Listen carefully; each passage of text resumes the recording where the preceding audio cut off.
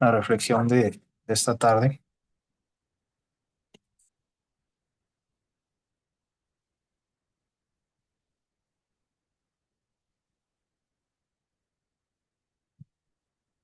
Bien, bueno, vamos a comenzar.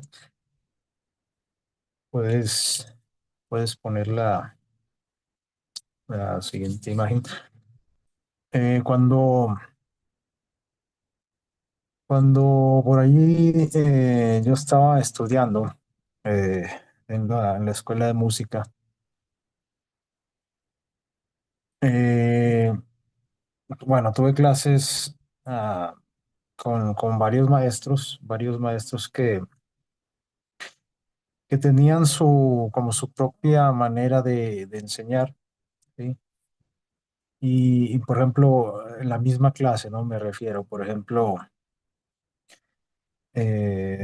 a lo largo de mi carrera yo tuve, por ejemplo, en la clase de solfeo, tuve dos maestros, ¿no? Uno me dio, los primeros 5 semestres, y luego una maestra me dio clase en los últimos semestres. Y uno puede notar, les digo, las diferentes técnicas, ¿no? Que ellos usan para tratar pues de grabar en uno, ¿no? Todos los conocimientos, las habilidades. Y saben que supongo que en todas las áreas, pero en la área que yo conozco de la música, los músicos, los profesores son como muy celosos de su técnica, ¿sí? Eh, por ejemplo, si alguien está aprendiendo a tocar guitarra, ¿no? Ahí como en la imagen le están enseñando a tocar guitarra. Y, y por ahí el alumno dice, por ejemplo, oiga, vi allá con un maestro que me dijo que esto no era así como usted me dice, ¿verdad? Que es así. Entonces, eso genera como mucha molestia, ¿verdad? En los profesores, porque les digo, en la manera en que uno aprende, generalmente uno pues se centra en eso, ¿no? De la manera en que aprendió y de esa manera enseña. Entonces, cuando esto pasa, les digo, bueno, por ejemplo, se aconseja, ¿no? Que si vas como a tomar clases, que no más sea con un maestro, eh, que no vayas al mismo tiempo con dos, ¿verdad? Porque como que generalmente uno te va a decir, a ver, esto es así, esto es así, y el otro te va a decir a lo mejor, no totalmente diferente, pero con ciertas diferencias que los alumnos los confunden, ¿no? Al último ya no saben, qué es lo correcto. Em, Precisamente, ahora sí que casualmente, eh, hoy, un día como hoy, de hace 56 años, eh,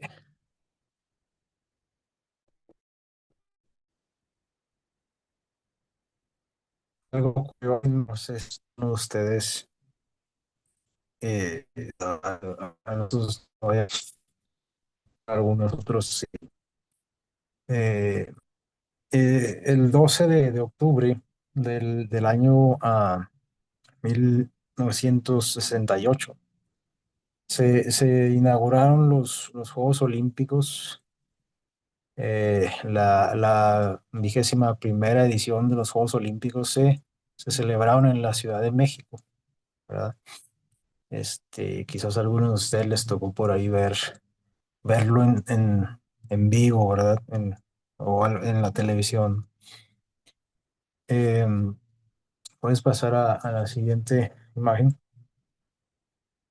Y en estos juegos que se celebraron aquí, por aquí este personaje que está ahí en sus pantallas, em, era un desconocido, ¿sí? Un atleta desconocido, nombre Richard. Fosbury, Richard Fosbury. A él le llamaban, le conocían sus amigos, su familia como Dick, así le llamaban, Dick Fosbury. Él era un hombre muy alto, ¿sí? Desde que desde su niñez, cuando empezó a crecer, eh, empezó, pues, de esos que se dan el estirón, ¿no? Que ya cuando son adolescentes, están más grandes que los papás, ¿no? Entonces, su altura llamaba mucho la atención. Y, esto sobre todo le llamaba mucho la atención a los profesores de deportes. Sí, ustedes saben que, bueno, este personaje nació en Oregon, norteamericano, y ustedes saben que en los Estados Unidos, pues, se le da mucha relevancia, ¿no? En la educación al deporte. Entonces, cuando ven a alguien con ciertas cualidades físicas, pronto, sí, cuando se les descubre, intentan aprovechar esas cualidades, ¿no? Para el deporte. Entonces, por ahí algunos entrenadores se fijaban en su altura e intentaron meterlo a sus equipos deportivos. Por ahí él intentó jugar básquetbol, pero para la decepción de algunos entrenadores, vieron que no era bueno, que sí era bastante alto, pero no era así muy bueno, por ejemplo, en el básquetbol, en el fútbol americano. Intentó algunos deportes, en el atletismo, ¿sí? Pero nunca, como que nunca destacaba, y parecía que esas cualidades físicas, pues no, este, no eran completas, ¿no? Nada más era como que su altura, pero ya las habilidades no, pues nunca las desarrolló en otros deportes. Em, él por ahí fue aceptado en el equipo de salto de altura,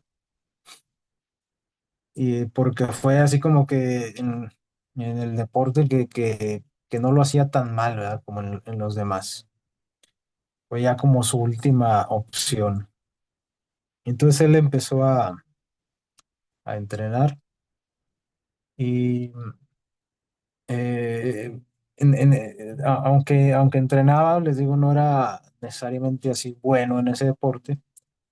Incluso sus compañeros se burlaban de él, ¿verdad? Sus compañeros de deporte, de equipo, se burlaban de él porque, pues, no pasaba el tiempo, ¿no? A lo mejor pasó un año en el equipo de atletismo, de salto de altura, y no se veían mejoras en sus habilidades.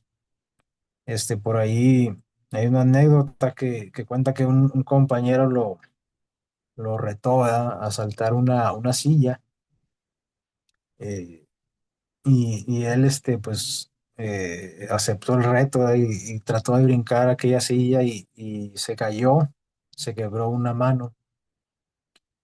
Entonces, él por ahí, cuando estaba ahí, recuperándose de esa fractura, dice que las personas lo veían como muy serio, ¿no? Muy reflexivo. Este, pues como triste porque, no podía, digamos, desarrollar sus habilidades físicas. Pero él por ahí, él había pasado por unas situaciones, ¿no? Donde su hermano y él, cuando tenían 14 años, por ahí fueron atropellados, iban paseando en una bicicleta y los atropellaron, y su hermano murió. Y poco después de que fallece su hermano, sus padres se divorciaron. Entonces, Dick veía el deporte, no, no, como que no aspiraba así como que a ser un gran atleta, simplemente quería practicar un deporte para como distraerse, ¿no? Como sentía que ese deporte, el salto de altura, le ayudaba, ¿no? Como a pasar esa mal temporada, ¿no? Esas pérdidas que había tenido. Y él, en ese tiempo, los atletas de salto de altura saltaban, ¿no? Una valla, con una técnica que se le llamaba técnica de tijeras, que era prácticamente encarrerarse, ¿no? Frente a la valla y saltar, abriendo las piernas precisamente con una tijera, ¿no? Para librar la valla y caer de pie del otro lado de la valla. Y en eso, cuando él incursionó en el deporte, por ahí pues no, su técnica no era muy buena. Y cuando como que mejoraba un poquito, ¿qué creen que hicieron? Resulta que cambiaron esa técnica de salto. Su entrenador le dijeron, mira, ahora lo que se usa ya no es el salto así como con la técnica de tijera, ahora se usa la técnica de rodillo, ¿no? Que era algo parecido, pero cuando iba en el aire, el atleta, hacía como un giro, así como si fuera precisamente un rodillo, ¿no? Pasaba la valla como de lado y del otro lado ya caía de pie. Entonces, pues él como que se entristeció, no, apenas estaba mejorando un poquito y ahora le cambian la técnica. Entonces él, pues no mejoraba, no mejoraba, hasta que en un momento, de alguna manera, él cuando estaba practicando, en uno de sus saltos, brincó, y lo menciona él, no así entre comillas, como con el pie equivocado, ¿sí? Entonces, al ir en el aire, él sintió que el giro ese que se quedaba dando lo dio diferente, ¿no? Como sintiendo que, que era lo más natural que el cuerpo podía hacer en ese salto. Y él brincó de espaldas a la valla y cayó, ¿no? Entonces, él sintió que esta manera de saltar se le acomodaba más a su cuerpo y a sus habilidades, pero era una manera muy, muy extraña de hacer el salto, ¿sí? Les digo, generalmente los atletas caían de pie del otro lado de la valla y él cuando saltó cayó de espaldas. Eh, las técnicas que se usaban precisamente eran con el objetivo de caer de pie, pero unos años atrás de cuando él comenzó a practicar este deporte, algunas universidades ahí en Estados Unidos comenzaron a poner del otro lado de la valla como un colchón, así bastante alto, como para, este, pues salvar la integridad de los atletas, ¿no? Porque a veces no caían muy bien, ¿no? Se podían lastimar un tobillo cuando caían del otro lado de la valla. Y él aprovechó ese colchón, ¿no? Como para decir, bueno, no forzosamente tengo que caer de pie si está ese colchón, ¿no?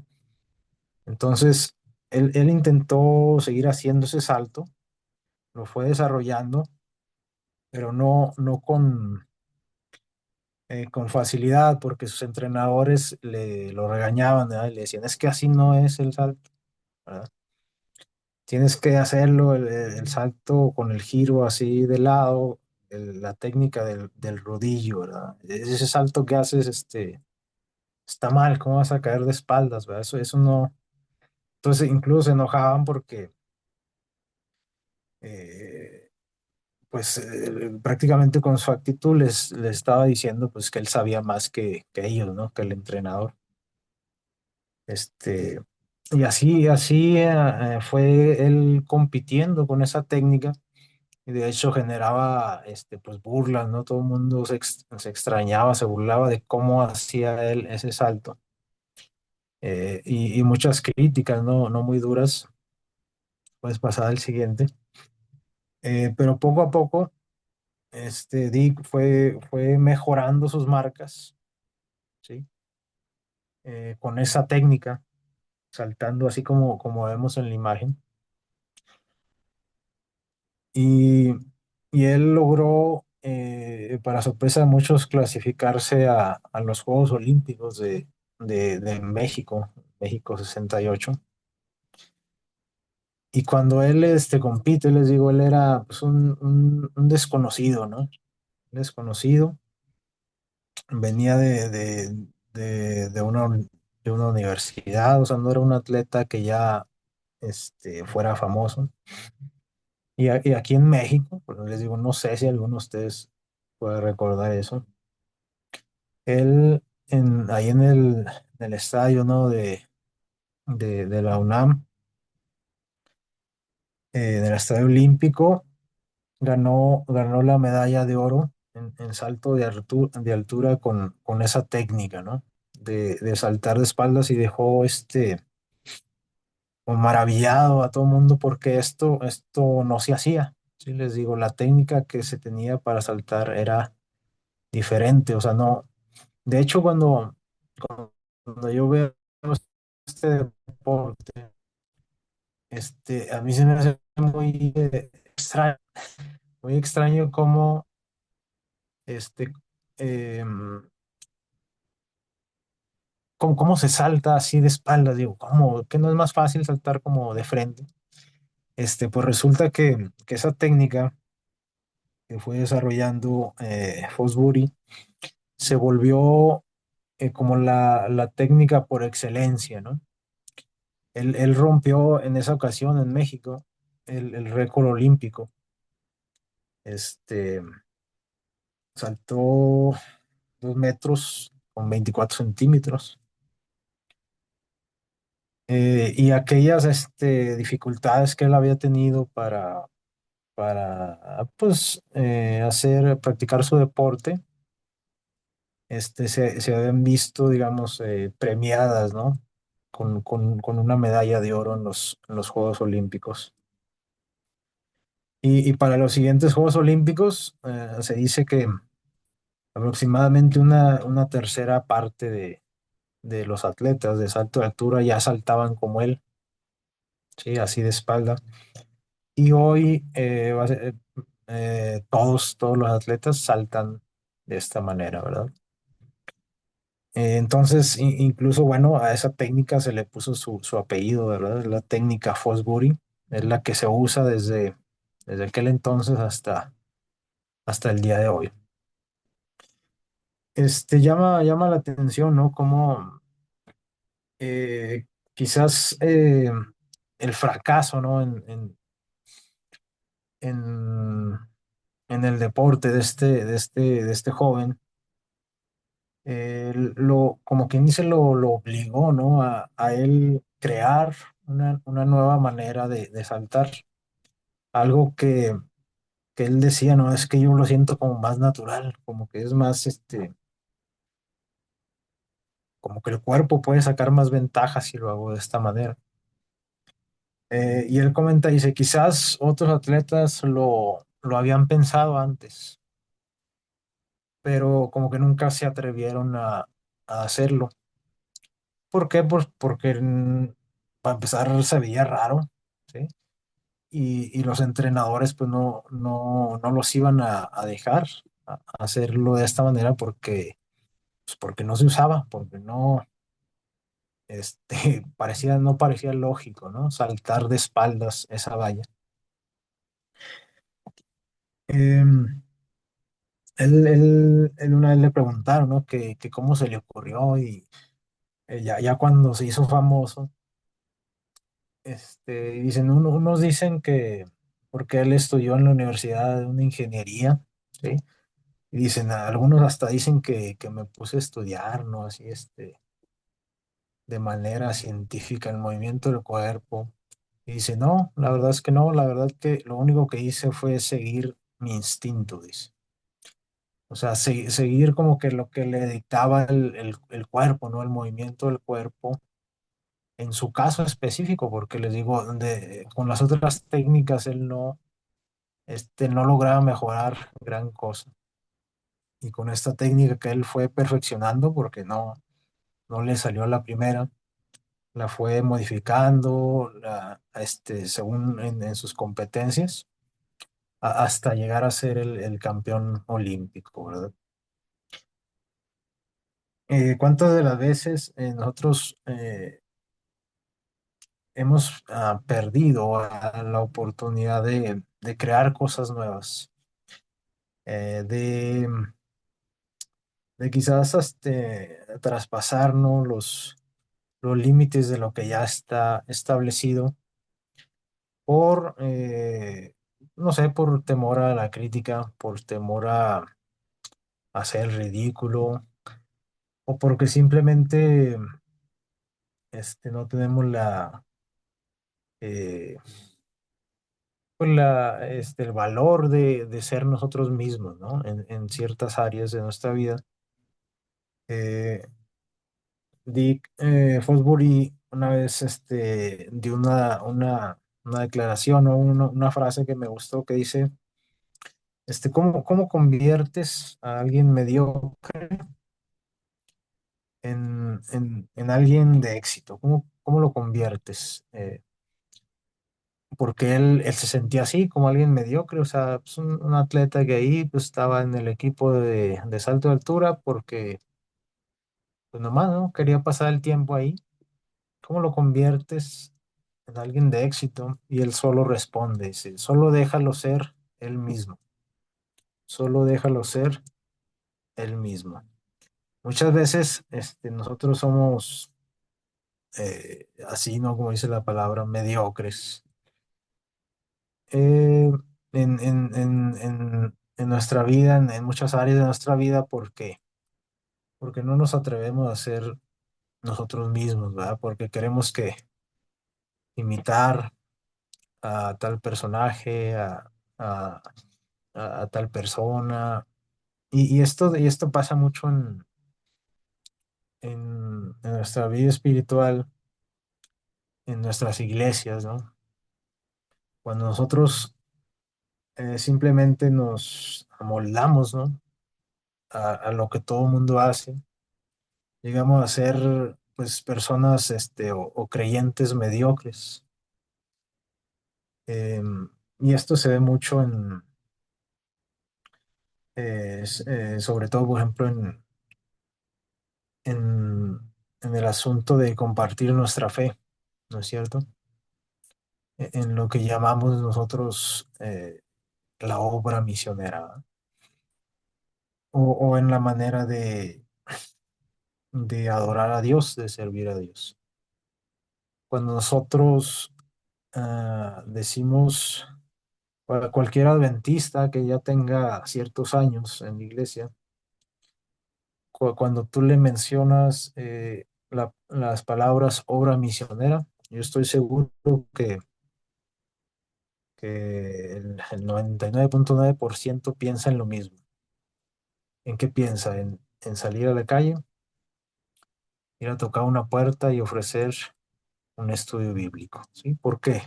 Porque eso es lo que se usaba o- o era la técnica, ¿no? Por excelencia en cierto tiempo. Y también cuando mencionamos, ¿cómo puedes servir a Dios? ¿Verdad? ¿Cómo puedes servir a Dios? Las únicas dos cosas que se nos ocurren, ¿verdad? Y yo siempre lo escucho, ¿no? En infinidad de mensajes. Las únicas cosas que se nos ocurren son predicar y cantar. Son las únicas dos cosas que se nos ocurren a la hora de decir, ¿cómo puedo servir a Dios? ¿Cómo puedo adorar a Dios? Sin embargo, cuando nosotros nos quedamos, ¿no? En eso que está establecido, que no necesariamente está mal, ¿sí? simplemente nos quita la creatividad, no nos deja ser nosotros mismos, no nos deja desarrollar nuestras propias habilidades. Este, pues como este joven, este atleta, ¿no? Que sentía que esas técnicas de salto, no, pues no, eso lo hacían un atleta mediocre. Él buscó una nueva manera de volverse mejor, ¿no? Cada vez en su deporte. Y alguien por ahí escribió una vez de él, ¿verdad? Que él fue como un revolucionario, ¿no? Hablando del deporte, porque él cambió la historia de su deporte para siempre, ¿no? Hasta el día de hoy, les digo, hasta el día de hoy, eh, los atletas de salto de altura usan su técnica. Y su revolución menciona ese escritor, fue silenciosa, ¿sí? Porque era un atleta desconocido, ¿verdad? Un universitario que por ahí, pues él lo único que quería, les digo, era como sentirse bien tras esas pérdidas que había sufrido. El deporte lo hacía sentirse bien. Él no buscaba, como que crear una nueva técnica que se hiciera famosa. Él ni siquiera buscaba así como que ser un atleta olímpico. Él simplemente quería estar en ese deporte y mejorar. Y este, pues él, así como se menciona, fue un revolucionario, ¿no? Silencioso, que sin quererlo, él cambió la historia de su deporte para siempre. Cuando pensamos en revolucionarios, ¿verdad? Generalmente pensamos en gente de guerra, ¿no? En, en personajes que tomaron las armas para mejorar la historia de su pueblo, de su nación. Quizás personas violentas, ¿no? Que libraron batallas sangrientas. Cuando pensamos en la revolución, así es, ¿no? Eh, Pocas veces pensamos en esa revolución, ¿no? Que las personas pueden hacer de manera silenciosa, incluso sin buscarlo. Eh, pues pasar al siguiente. Jesús también fue un revolucionario silencioso, ¿verdad? Él, así como este atleta, cambió la historia de su deporte para siempre. Jesús cambió no solamente la historia de un área, ¿no? Del ser humano, sino que cambió la historia completa del ser humano. Y hay una ocasión, ¿no? Cuando él precisamente estaba eh, por ahí enseñando algo, ¿sí? Que habló un poquito acerca de las cosas nuevas, ¿no? Que él traía. Vamos a buscar en el libro del Marcos. Vamos a buscar en Marcos, capítulo 2.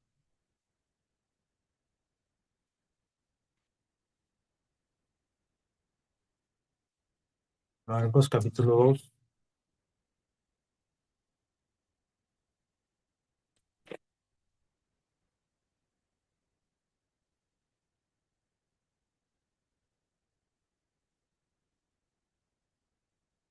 Vamos a leer del versículo 18 en adelante. Marcos 2:18. Le voy a dar lectura. Fíjense bien lo que pasó. Es una pequeña, digamos, un pequeño mensaje que nos da Jesús, ¿no? En esta historia dice, un día, Marcos 2:18, un día en que los discípulos de Juan y los fariseos y de los fariseos ayunaban, fueron a Jesús y le preguntaron, ¿por qué los discípulos de Juan y los de los fariseos ayunan y tus discípulos no ayunan? ¿Sí? Eh, no sé a cuántos de ustedes les han hecho algunas preguntas como esta, ¿no? ¿Por qué el hermano tal hace ciertas cosas y por qué tú no? ¿Por qué no las haces? ¿Sí? ¿Por qué en aquel estado hacen las cosas así porque aquí no las hacemos aquí? ¿Sí? Algo así está pasando aquí, ¿no? Están comparando, están comparando los discípulos, dice, de los fariseos, ¿sí? Y los de Juan el Bautista, que dice que ellos acostumbraban a ayunar. Y les dicen, pero vemos que tus discípulos no ayunan. ¿Por qué, verdad? ¿Por qué? ¿Qué está pasando ahí? Y dice que Jesús le respondió, ¿pueden ayunar los invitados a una boda cuando el novio está con ellos? Mientras tienen consigo al novio, no pueden ayunar. ¿Verdad? Él está ahí contestando de una manera bastante creativa, eh, para que se les quedara más, más grabado en su mente. Dice, cuando uno está en una boda, como dice, como que no queda que tú ayunes en una boda, ¿no? Al contrario, ¿verdad? Muchos de nosotros cuando sabemos que hay una fiesta, una boda, hasta no comemos, ¿verdad? Para llevar el estómago así y comer mucho ahí en la boda, ¿no? Solemos hacer eso. Eh, por eso les dije, Jesús, si tú vas a una boda y estás con el novio, estás feliz, estás celebrando, este, ¿tú crees que sea buena idea ayunar? Dice, pues mientras esté el novio con ellos, no pueden ayunar, ¿no? O sea, no queda porque están en una fiesta, una boda, ¿sí? Y luego dice en el versículo 20, pero vendrán días en que el novio les será quitado y entonces ayunarán. Es decir, Jesús aquí no está hablando de que el ayuno no servía. Jesús no está hablando de que el ayuno era malo no, no, no. Simplemente está diciendo, ahorita no es tiempo de que ellos ayunen. Si ustedes quieren ayunar, bueno, ayunen, ¿verdad? Pero mis discípulos no van a ayunar. ¿Por qué? Porque estoy con ellos. Dice, ¿qué necesidad? Eso lo está tratando de decir, ¿no? A los discípulos de Juan y a los fariseos. Dice, si yo estoy con ellos, no tiene necesidad de ayunar, ¿sí? Eh, el ayuno se usa ¿para qué? Para buscar, para buscar a Dios, ¿no? Con una mente clara. Pero si el mismo Dios, ¿no? Caminaba con ellos, ¿qué necesidad tenían ellos de ayunar? Si todos los días lo veían, hablaban con él, convivían con él. Pero dice, cuando el novio se ha quitado, ¿verdad? O sea, cuando él ya prediciendo, ¿no? Que algún día él no iba a estar con ellos, dice, entonces van a tener que ayudar, ¿sí? Pero ahorita no es tiempo, no es el momento de ayudar. Este, y bueno, luego sigue diciendo, ¿sí? En el 21 nadie pone remiendo de paño sin encoger en un vestido viejo. De esa manera, el remiendo nuevo tiraría del viejo y la rotura empeoraría. Algunas versiones dicen, nadie pone remiendo nuevo, ¿verdad? En vestido viejo. ¿Qué está diciendo Jesús aquí? Cuando la tela es fabricada, lleva un proceso donde la tela, las fibras de la tela se estiran, ¿sí? De manera intencional, se estiran por determinado tiempo y después de ese tiempo se remoja esa tela, esas fibras, para que vuelvan a su tamaño original, ¿sí? Porque como la están estirando, se expande, ¿no? Entonces, cuando la remojan, aquellas fibras se contraen y vuelven a su tamaño original. Eh, y de esa manera, ya con ese proceso, ¿sí? Cuando se fabrica cierta tela, eh, se prevé el hecho de que las cosas, la tela no se encoja. ¿A alguien le ha pasado que se le encoge la ropa? ¿Ah? Hay ciertos tipos de telas que se encogen y con el agua a temperaturas altas la tela tiende a encogerse, ¿no? Entonces Jesús está diciendo algo así, mira, si tú agarras un pedazo de tela nuevo, aquí dice sin encoger, o sea, sin llevar ese proceso, ¿sí? Si tú tomas un pedazo de tela para ponérselo como parche, ¿no? A un vestido viejo que tiene por ahí unos hoyitos, ¿verdad? ¿Qué va a pasar cuando lo laves? Dice, aquel pedazo que es nuevo, como no lleva ese proceso del encogimiento, ahí cuando lo laves se va a encoger y se va a contraer la tela y va a acabar de romper aquella prenda, ¿no? Porque al encogerse, pues va a jalar, ¿no? De todos los lados donde está cosida. Entonces dice, no, tú no puedes hacer eso, ¿sí? Y luego dice, de esa manera, el remiendo nuevo tiraría del viejo y la rotura empeoraría. Aquí básicamente Jesús le está dando una lección, ¿no? Le está diciendo que, porque con esa contestación, ¿no? De la boda y eso como que los dejó así como, ¿qué está diciendo Jesús, ¿no? Y él con esta pequeña ilustración está diciendo, miren, yo traigo muchas cosas nuevas.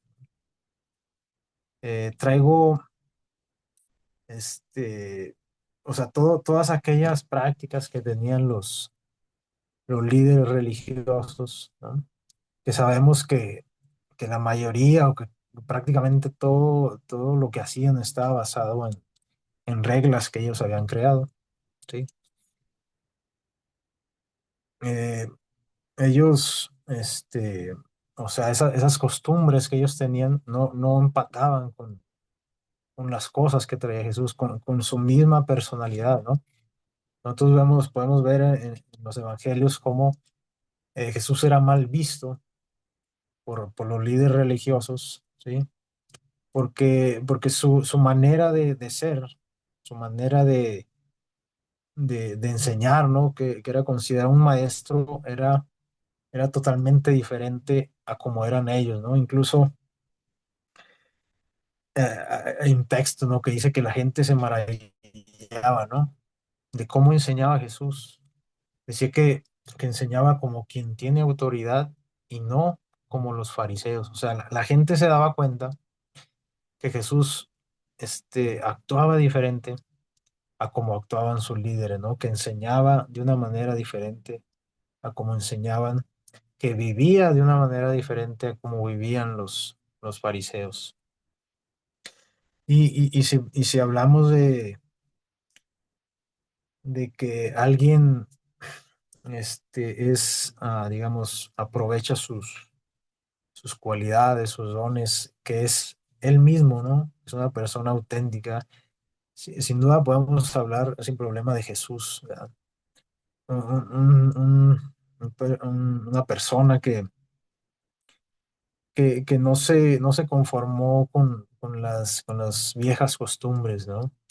Con eh, con ese viejo manto, ¿no? Que está representando aquí a esas costumbres, este, de los fariseos, de los líderes religiosos, de a las costumbres de la religión judía. Dice, eso es viejo, me está diciendo aquí con esta ilustración. Entonces, yo les traigo algo nuevo, dice, y si lo quieren ahí como que empatar con sus costumbres, ¿qué va a pasar? Dice, aquel, aquel, a- aquella prenda va a quedar peor.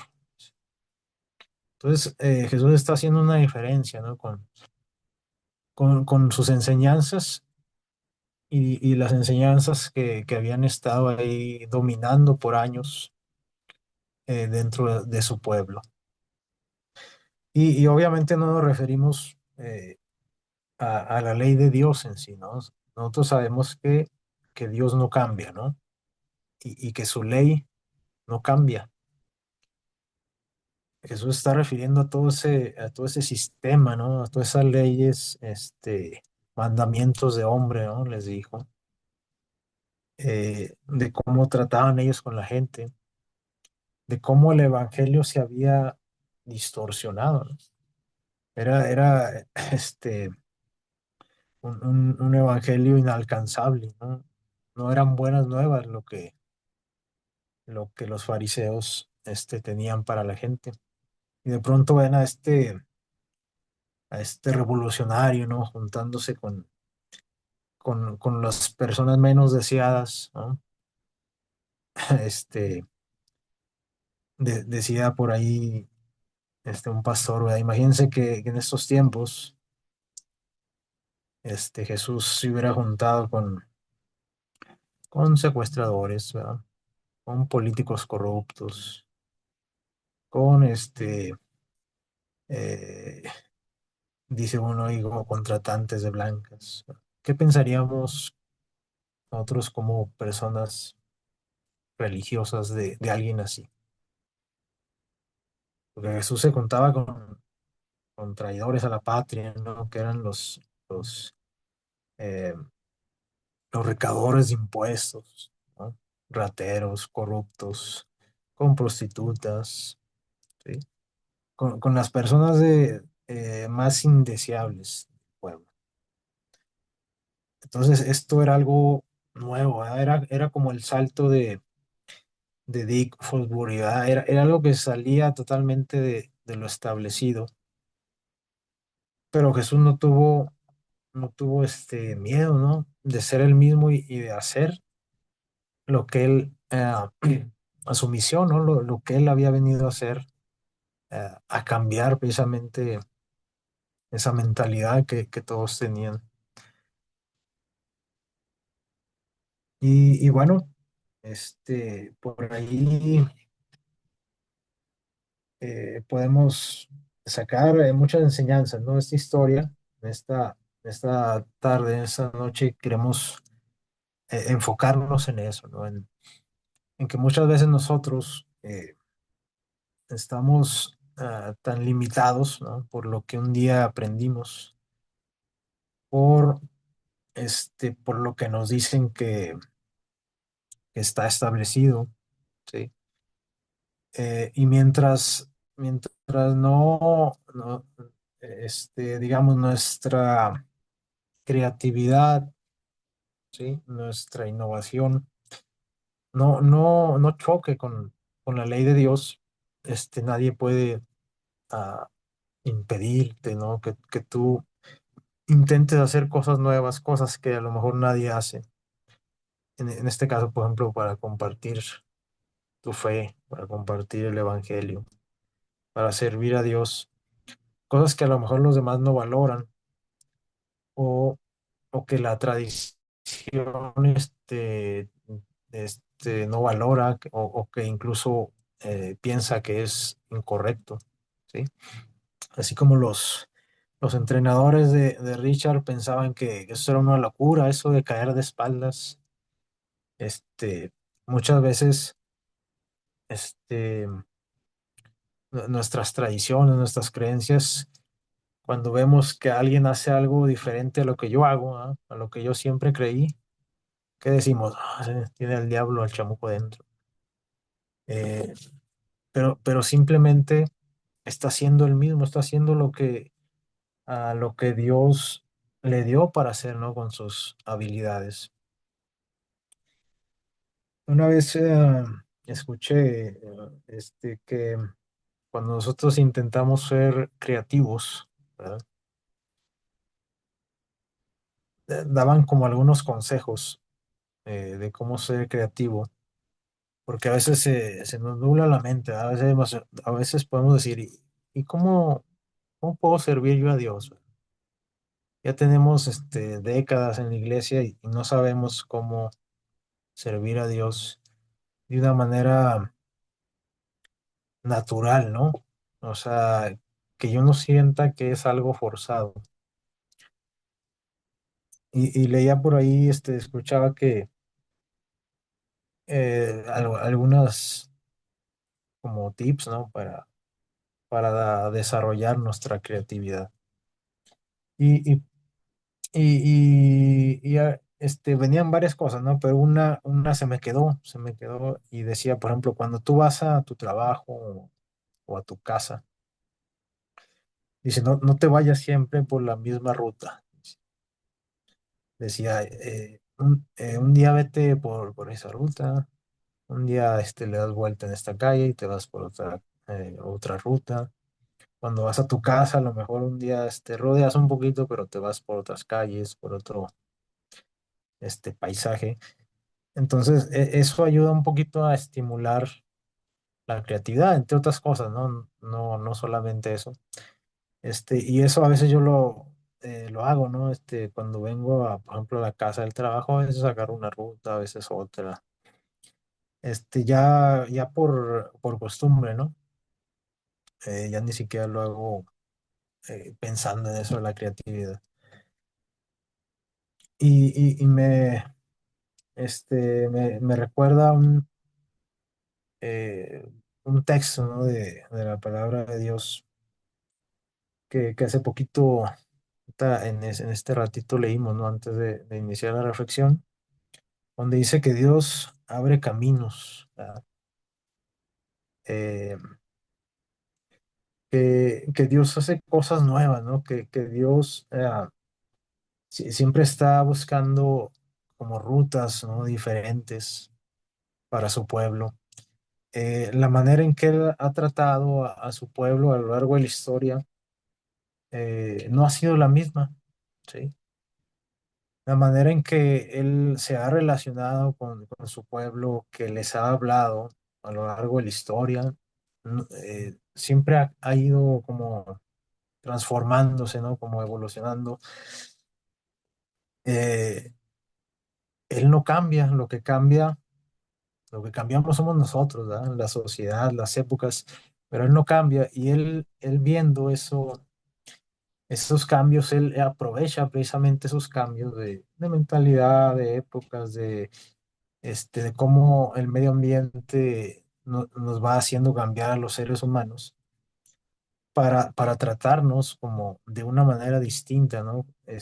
Y por eso podemos ver, por ejemplo, a lo largo de la Biblia, cómo Dios a veces hablaba en la antigüedad de una manera y luego nos vamos más adelantito y parece que trataba ya con esos personajes de otra manera diferente, hasta parece otro Dios, ¿no?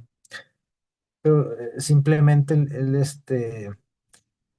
condesciende con nosotros, ¿verdad? Para eh, que nosotros saquemos el máximo provecho de sus enseñanzas de acuerdo a la época en la que vivimos, ¿sí? Y Él está abriendo caminos nuevos siempre, ¿verdad? Él está abriendo nosotros. Por ejemplo, hablando de este personaje del atleta, por ejemplo, si él hubiera intentado hacer ese salto y caer de espaldas cuando no se utilizaba el colchón, ¿qué hubiera pasado? O sea, ahí se desnuca, ¿verdad? Porque antes caían así como en una cajita así con arena, con acerrín. ¿Por qué? Porque eso estaba diseñado para que los cayera, ¿sí? Pero él aprovechó precisamente voluntario caer de pie, caer en blandito, saltar y caer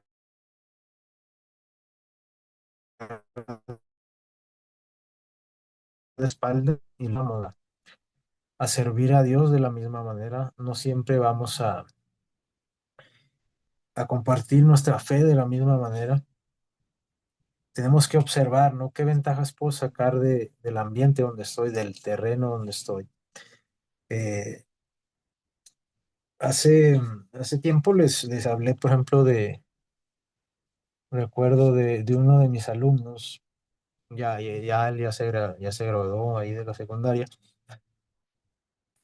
Uno de mis alumnos que les decía que él como que tenía varios conflictos en todas las otras materias, ¿no? Como que siempre lo estaban ahí reportando, regañando, como que no tenía un buen comportamiento en todas las clases, menos en la mía, ¿verdad? Ahí en la mía siempre estaba tranquilo, sentado, trabajando, disciplinado. Yo no podía creer, ¿verdad? Cuando él mismo me contaba, no, es que me peleé, ¿verdad? Y allá, y quién sé qué le dije al maestro. Y sí. O sea, tenía muchos conflictos en todas las materias. Y no era porque yo fuera así como que el buen maestro, ¿no? Simplemente la clase o la música de alguna manera a él lo tranquilizaban, no sé qué, qué le pasaba, pero conmigo se portaba bien. Les digo, no por mí, sino más bien por la música, como que era algo que le llenaba, lo hacía sentirse tranquilo. Y pensando en esto de lo que estamos hablando, recuerdo que este alumno, bueno, ahí en mi clase yo les enseño a leer música, ¿no? A leer notas. Es como algo vital, ¿no? En esa clase. Y él era muy bueno tocando, ¿sí? Ha sido de los mejores alumnos que he tenido y en todo lo que he dado clases. Sin embargo, este, él no leía muy bien las notas. Él como que no tenía muy desarrollada la lectura de notas, pero sabía leer otra técnica, otro sistema que se usa en la música, sobre todo ahí en la guitarra, que se llama tablaturas, ¿no? Que es como otro sistema donde en lugar de las notas musicales se usan números, ¿sí? Ahí donde se representa como una guitarra.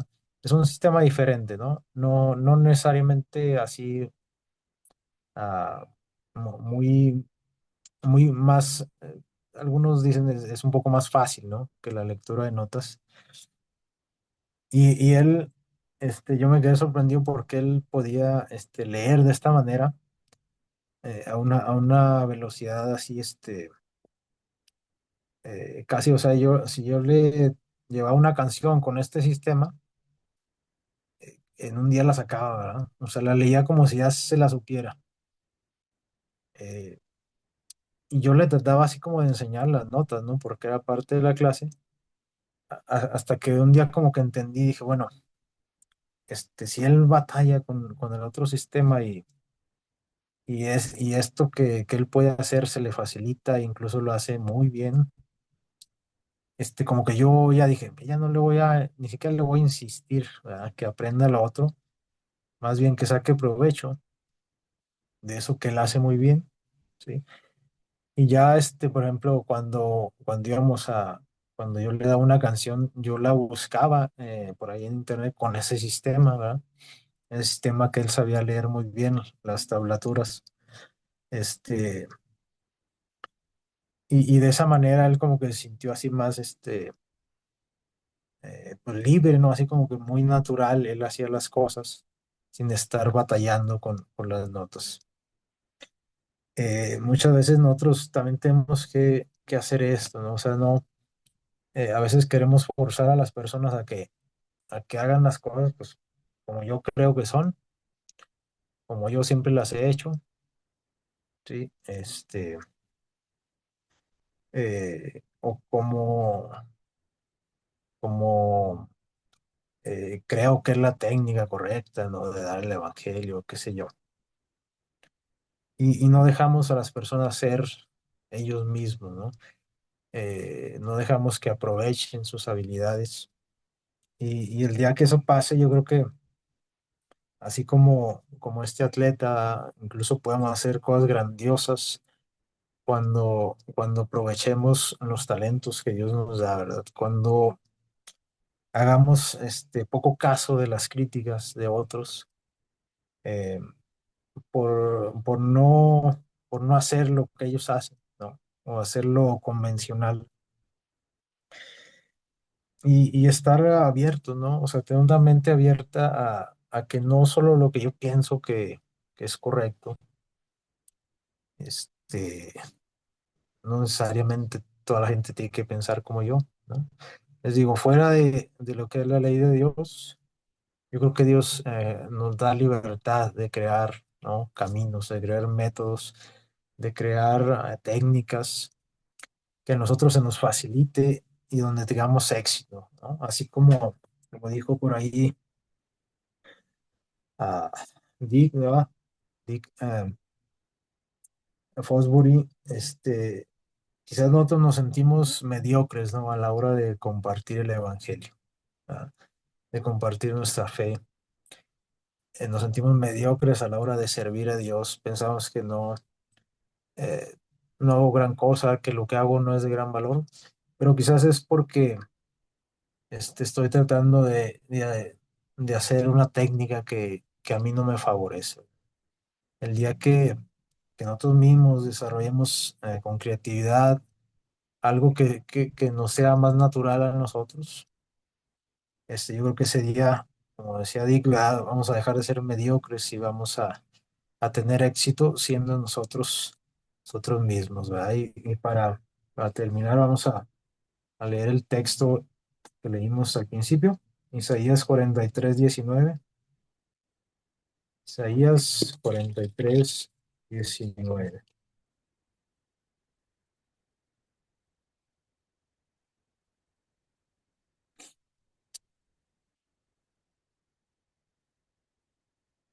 Que dice,